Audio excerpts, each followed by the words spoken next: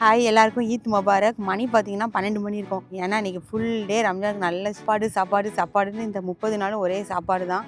அதுலேயும் இன்றைக்கி பார்த்தீங்கன்னா லாஸ்ட் டேங்கிறனால பயங்கர சாப்பாடு. ஸோ சாப்பிட்டுட்டு வாக்கிங் போயிட்டுருக்கோம். ஸோ அதான் அப்படியே உங்ககிட்ட பேசலாம் அப்படின்ட்டு நினச்சேன். என்ன அப்படின்னா, அதை எங்கள் ஊர் இருக்குது, நேம்லாம் சொல்ல விரும்பல. ஏன்னா சொல்லக்கூடாதாம, அப்படி சொன்னால் பிடிச்சி ஜெயிலில் போட்டுருவாங்களாம். அந்த ஊரில் பண்ணுறாங்க போல் அப்படி. இங்கே அந்த மாதிரிலாம் இன்னும் இஷ்யூஸ் வரல. பட் அந்த ஊரில் அந்த ஊர் நேம் வந்து ஸ்பாயில் பண்ணுற மாதிரி எதுவும் சொல்லக்கூடாதான். அவங்க எல்லோரும் சேஃபாக தான் இருக்காங்களாம். ஈவன் ஃபார் சேஃப், அதாவது ஃபேமிலியில் யாராவது நீங்கள் சேஃபாக இருக்கீங்களான்னு கேட்டு, அதுக்காமல் நாங்கள் சேஃபாக தான் இருக்கோம் அப்படின்னு சொன்னாலே அந்த அக்கௌண்ட்டையே வந்து ஒரு 15 நாளுக்கு பிளாக் பண்ணிடுறாங்களாம். ஏன்னா எனக்கு ஒருத்தவங்க வேண்டியவங்க தெரிஞ்சவங்க இங்கே மஸ்கட்டுக்கு வந்திருக்காங்க இந்த ஈத் லீவுக்காக.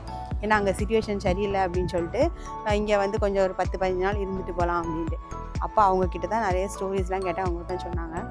ஏன்னா அந்த கண்ட்ரி பார்த்திங்கன்னா ரியல் எஸ்டேட் ஆகட்டும், இல்லைன்னா டூரிசம் ஆகட்டும், அதுக்குன்னே வந்து அதை வந்து ப்ரமோட் பண்ணிகிட்ருக்காங்க. ஸோ அப்படி இருக்கிற பட்சத்தில் இப்போ இந்த மாதிரிலாம் பிரச்சனை வரனால மக்கள் மோஸ்ட்லி போகிறத அவாய்ட் பண்ண தானே செய்வாங்க. அதுலேயும் நம்ம இந்தியாவில் உள்ள பெரிய பெரிய பணக்காரங்கள்லாம் நிறைய பேர் வந்து அங்கே இன்வெஸ்ட் பண்ணியிருக்காங்க.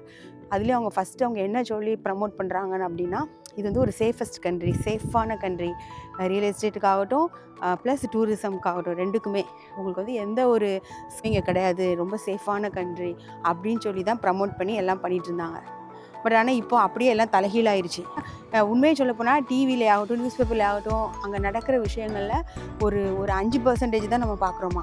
மிச்சம் 95% வந்து வெளியில் வந்து மக்களுக்கு தெரிய விடாமல் அதை வந்து ஹைட் பண்ணிடுறாங்களாம். எதுக்காகனா அதை பார்த்துட்டு பப்ளிக் வந்து பயந்துடக்கூடாது, ப்ளஸ் அவங்களோட எக்கானமி டவுன் ஆகிடக்கூடாது. முக்கியமாக ரியல் எஸ்டேட் அண்ட் டூரிசம்க்கு வந்து மக்கள் வந்து இன்ட்ரெஸ்ட் இல்லாமல் போயிடக்கூடாது அப்படிங்கிறதுக்காக.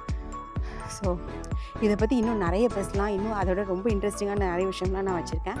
அதை வந்து நெக்ஸ்ட் வீடியோவில் காட்டுறேன். டைம் போயிட்டே இருக்கு. ஓகே, பாய், குட் நைட், பாய்.